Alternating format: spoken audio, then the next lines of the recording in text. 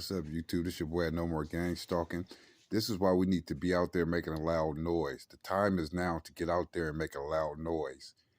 This is the right time for us to get out there and put our message out so that people can know what's going on and we can expose this program and bring it to the light.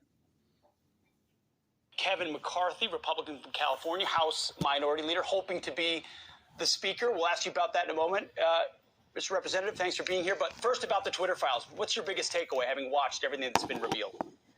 The greatest fear is it's what we feared, but it's even worse. When you look at government weaponizing businesses to go around the Constitution, to go after Americans, never giving that information. Think of what 80 FBI agents could have done, from human trafficking, from the kidnapping and other crimes they could have solved, instead of going after people that those individuals had no recourse, had no ability to go back, didn't even know who was targeting them.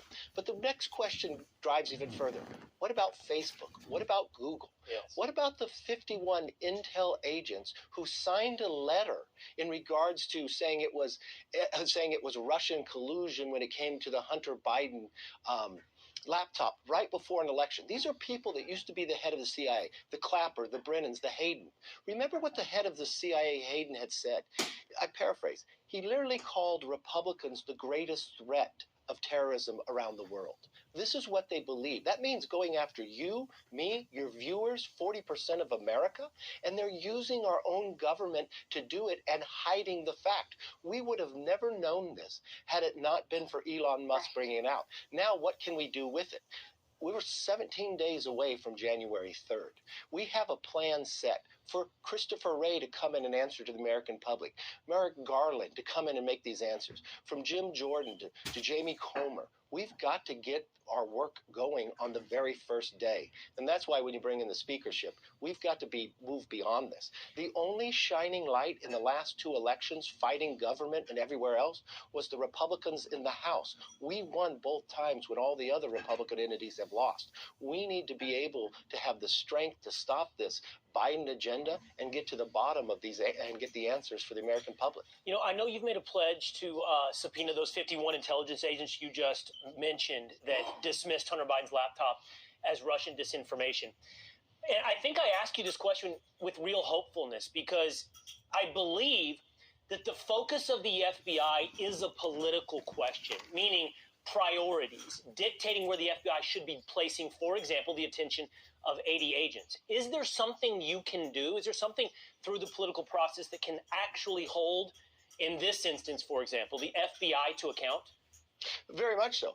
Their funding comes through us. Their oversight comes through us. They lied in the process because, I'm part of Gang of Eight. I've never heard that they had 80 agents going after American citizens. This is what we have to get to the bottom. If you look at American history, we started something called the church investigation because of a senator when they had gotten out of control these agencies, running amok.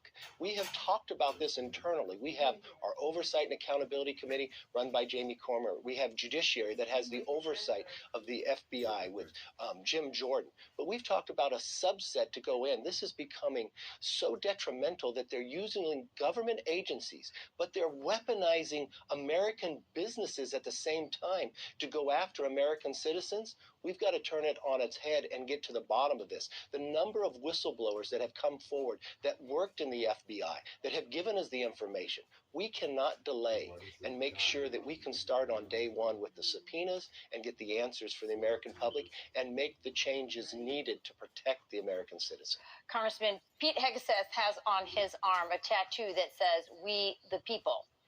And right now, I don't feel like our elections belong to we the people. I believe that the FBI was interfering in our elections in 2020. I think that's so serious. And as you move into January 3rd, where hopefully you will become the leader of the Congress, what can you do to restore people's confidence? Because if we don't have if we believe that the FBI is working with social media and the Democrat Party to alter elections, to hide information so people don't have the right information going into an election. We had 4 years of investigations over Russia, so-called Russian interference. What is going to happen?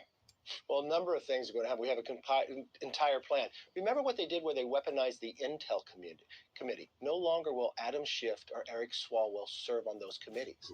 Where they took a committee and made it political, this committee is the one that has the oversight of all these agencies. And they drove it. You've got those in the Intel community, those 51 that used it. You've got them weaponizing every other social media not to play the New York Post article when it came to Hunter Biden. And remember, this is in a short time frame right before an election.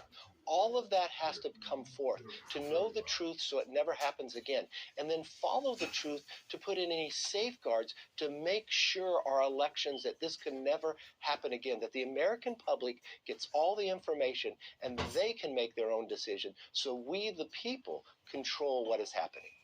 It's incredibly important. Rachel's exactly right. Real quick, the D.C. Beltway press is abuzz about will Kevin McCarthy be the next speaker. We're told there are 5 or 6 members of the Republican caucus that are holdouts and that they're demanding something called the motion to vacate, which means they could basically try to vote the speaker out at any time.